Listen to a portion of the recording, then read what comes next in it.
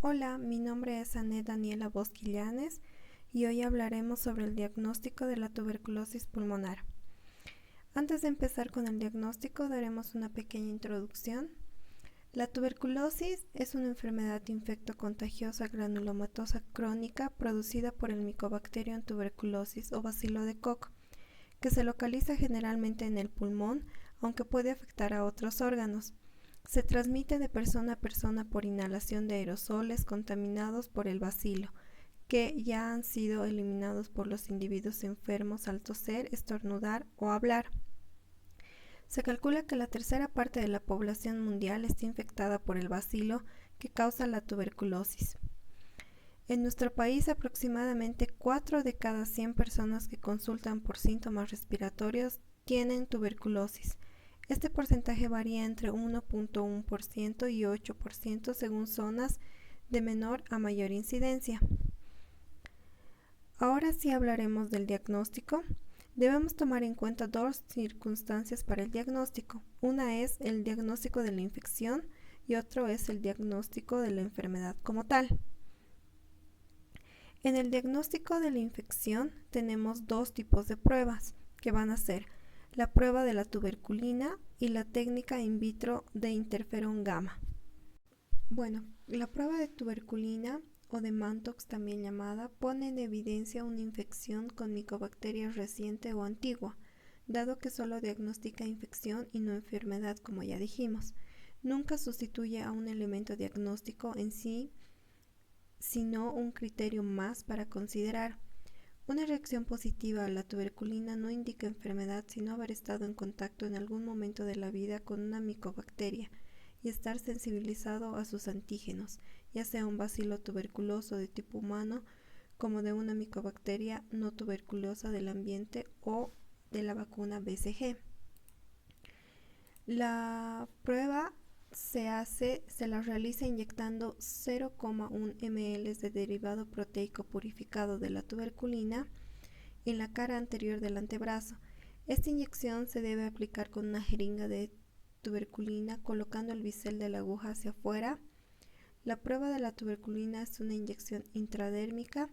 Cuando se aplica correctamente, la inyección debe producir una elevación leve de la piel, es decir, una roncha, de 6 a 10 milímetros de diámetro. Se considera positiva una induración de 10 o más milímetros. En personas infectadas con VIH se considera positiva si la induración es de 5 milímetros o más. Sin embargo, un resultado de 15 a 20 milímetros o aún más no significa enfermedad, sino mayor probabilidad de que la infección se deba realmente a Mycobacterium tuberculosis, por lo que en ningún caso es indicación de tratamiento. La prueba de tuberculina puede presentar reacciones falsas negativas o falsas positivas. Las falsas negativas pueden estar relacionadas con la calidad del producto, la administración, la lectura o situaciones relacionadas con el paciente como infección por VIH, desnutrición, antecedentes de haber recibido recientemente vacunas virales, infecciones bacterianas, tratamientos inmunosupresores, edades extremas de la vida, periodo de ventana de los recién infectados y la presencia de TB activa. Las reacciones falsas positivas pueden estar relacionadas con la administración y lectura de la PT o a reacciones cruzadas, micobacterias ambientales o vacunación por la BCG. La prueba de tuberculina se utiliza como índice epidemiológico de infección de Mycobacterium tuberculosis en una población, como ayuda diagnóstica de la enfermedad y para detectar personas infectadas con alto riesgo de enfermar de TB. Bueno, ahora hablaremos sobre la técnica in vitro de interferón gamma. En los últimos años se han desarrollado diferentes técnicas de laboratorio para el diagnóstico de la infección tuberculosa.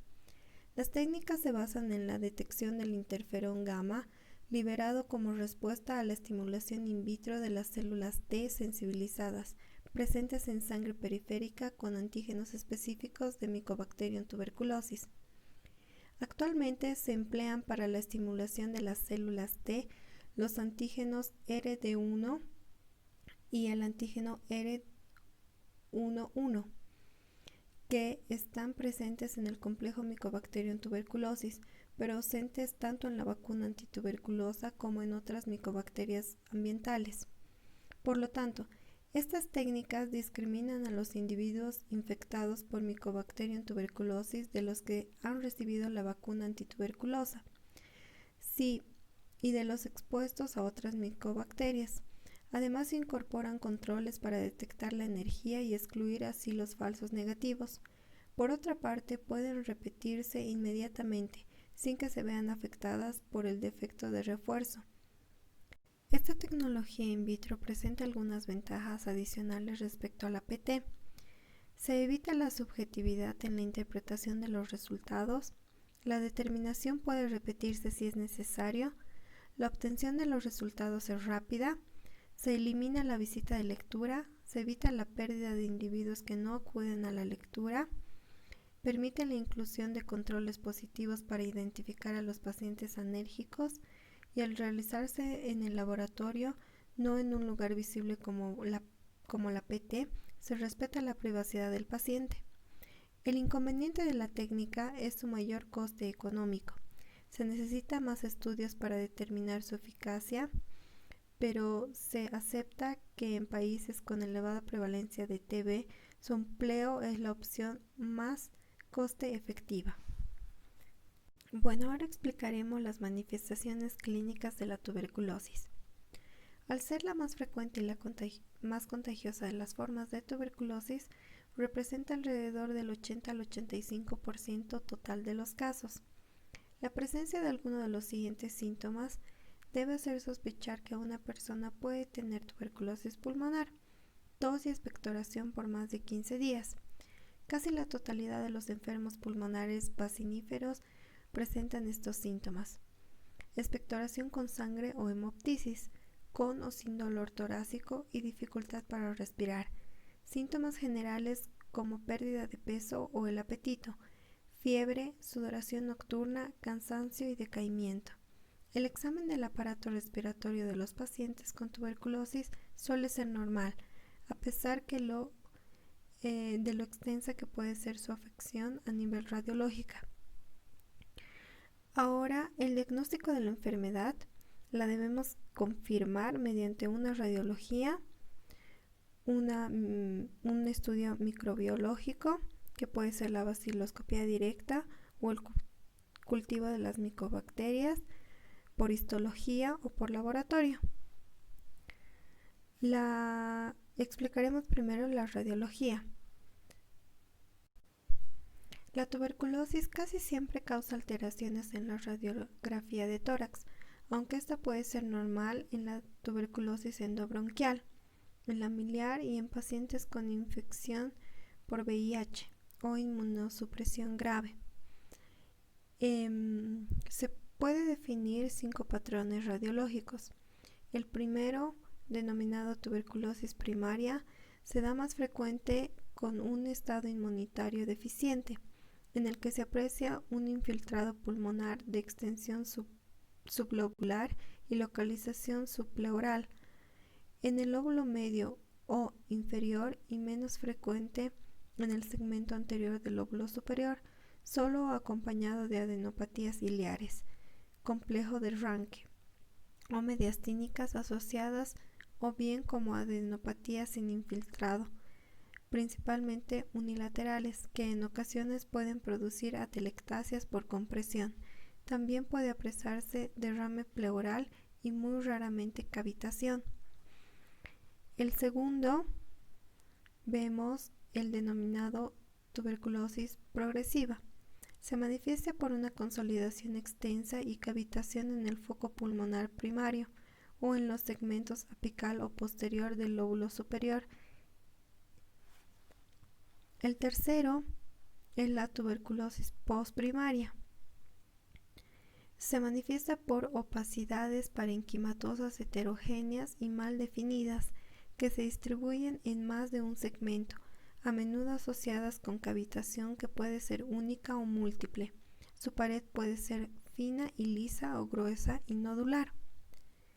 La localización más frecuente es en los segmentos posterior y apical de los lóbulos superiores y en el apical de los inferiores.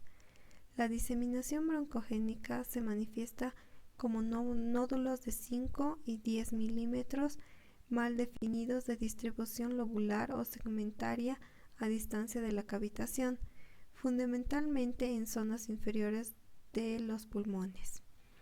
El cuarto patrón es de la tuberculosis miliar. Está formado por innumerables nódulos de 1 a 3 centímetros de morfología variada y contorno bien definido y liso, aunque en ocasiones puede ser irregular y mal definidas con nódulos satélites circundantes y de localización predominante en los nódulos superiores. Bueno, ahora hablaremos sobre la baciloscopía directa.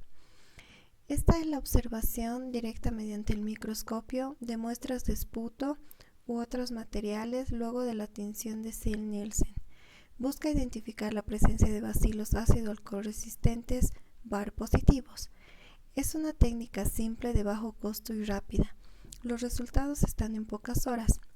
La sensibilidad de la baciloscopía en esputo en la tuberculosis pulmonar puede alcanzar hasta el 80%.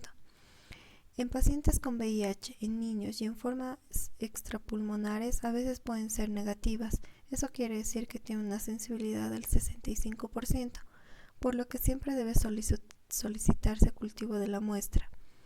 Entre los conceptos prácticos para este examen de esputo, se debe recolectar 2 muestras de expectoración, en lo posible en ayunas y antes de cepillarse los dientes.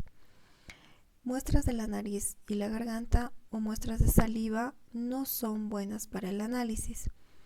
La primera muestra se recoge el mismo día que consulta en el establecimiento de salud.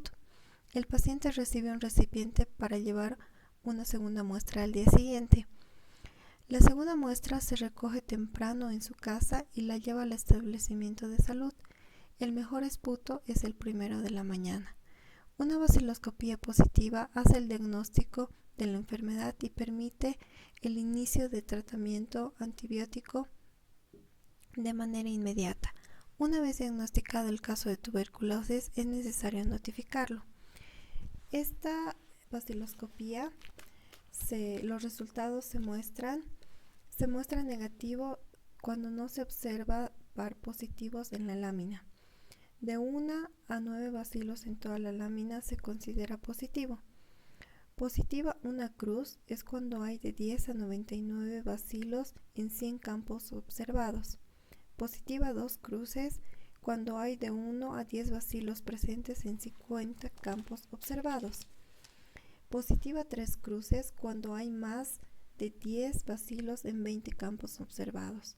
Todo paciente con sospecha clínica o rayos X de tuberculosis cuya baciloscopía es negativa se debe llamar a un médico especialista.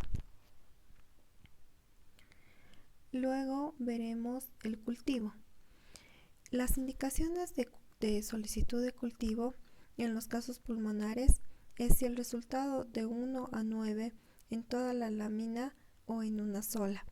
Sintomático respiratorio con 2 baciloscopías seriadas negativas, tratado con antibióticos sin respuesta clínica. Sintomático respiratorio con 2 baciloscopías seriadas negativas y rayos X de tórax sugesiva. Sospecha de tuberculosis infantil, obtener muestra mediante aspirado gástrico. Paciente en contacto con tuberculoso. Paciente con baciloscopía positiva de segundo a tercer mes de tratamiento. Paciente con antecedentes de tratamiento previo. El cultivo es otra técnica básica en el diagnóstico de la tuberculosis. Único método que puede asegurar con certeza la existencia de la tuberculosis, si se acompaña de identificación, y el único que es completamente válido para evaluar el seguimiento del paciente y garantizar su curación. Además, el cultivo es necesario para realizar las otras 2 técnicas microbiológicas convencionales, es decir, la identificación y el antibiograma. Tiene además la importante ventaja de una mayor sensibilidad que la baciloscopía. El inconveniente de este método es la larga espera necesaria para obtener el resultado, que es superior de 2 a 4 semanas, incluso con los métodos más rápidos, y el complejo procesamiento de la muestra limitan tremendamente su utilidad para la decisión clínica. Con demasiada frecuencia el cultivo solo confirma el diagnóstico, no lo realiza como base de la decisión clínica, que suele tomarse basándose en técnicas mucho más rápidas como la vaciloscopía y la radiografía. En cualquier caso, en los países industrializados debe realizarse siempre. Básicamente hay dos posibilidades de realizar los cultivos, en medio sólido y en medio líquido. El más utilizado y más barato es el medio sólido, sobre todo los preparados en base a huevo de Lowenstein-Janssen.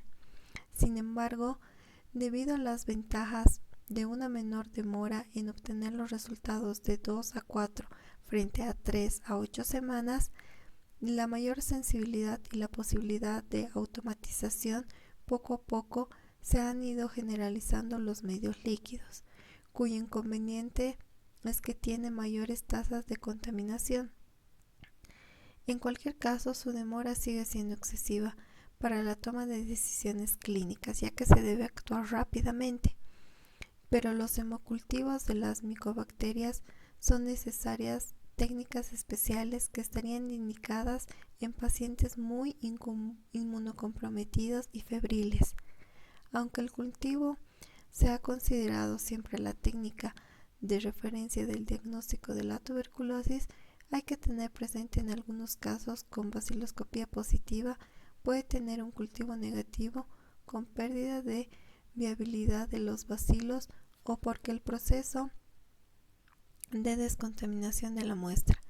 Por otra parte, pueden producirse contaminaciones del laboratorio que den lugar a falsos positivos. Todo ello, sin embargo, no invalida el papel principal del cultivo en el diagnóstico y seguimiento de la tuberculosis.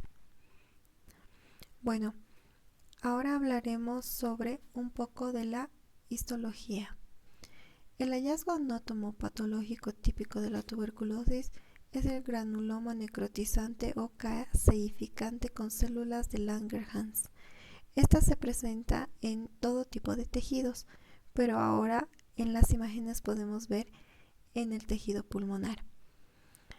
En las formas extrapulmonares, el modo habitual para obtener el diagnóstico es este.